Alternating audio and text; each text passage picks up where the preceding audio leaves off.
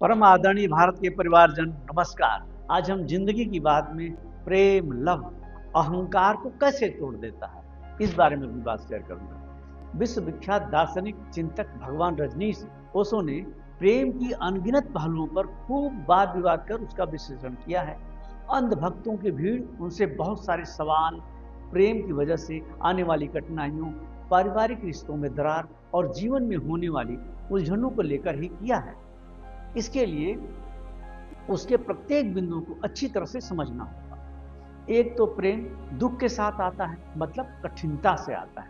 साथ ही साथ संबंधों का अंबार लेकर आता है, संघर्षों का अंबार लेकर आता है। आम जनमानस में विश्वास है कि यह सब निश्चित रूप से एक आशीर्वाद है, लेकिन इसी के साथ तत्क्षणिक सुख और असीम सुख देने वाला संभोग भी साथ में आता है। यह दुखद नहीं है, सुखद है, बहुत आसान है, सुविधाजनक है, क्योंकि जब समर्पण है तो सब कुछ संभव है। घरों के बड़े बुजुर्ग कहते हैं, यह इस पीढ़ी के नौजवानों के दिमाग के लिए ट्रैंक्विलाइजर मेडिसिन है, लेकिन यह कुछ समय के लिए ही उपयोगी है। इससे लंबे समय के लिए दिल को संतुष्टि नहीं मिलती, क्योंकि इंसान इसे हमेशा बनाए रखना चाहता है। जो प्रेम दुख के साथ आया है वह आपके व्यक्तित्व का विकास करता है, जिम्मेदारियों में इजाफा करता है।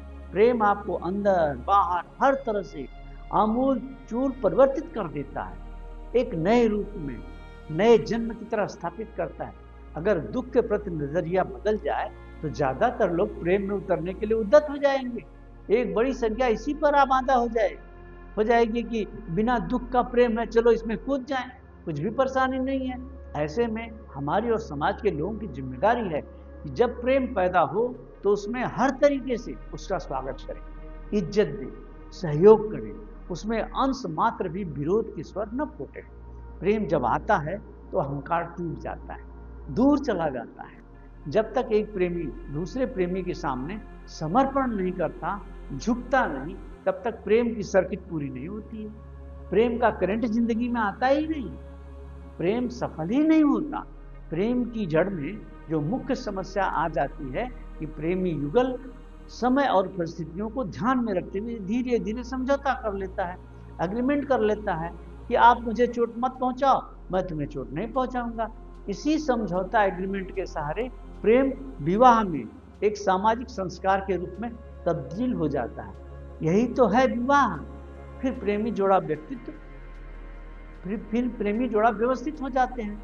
वे इस प्रेम के दर्द से इतने भयभीत हो जाते हैं कि उसमें प्रेम का बलिदान कर देते हैं। साथ ही साथ एक घटना और घटती है कि जब प्रेम का दर्द गायब हो जाता है तो फिर प्रेम भी गायब हो जाता है।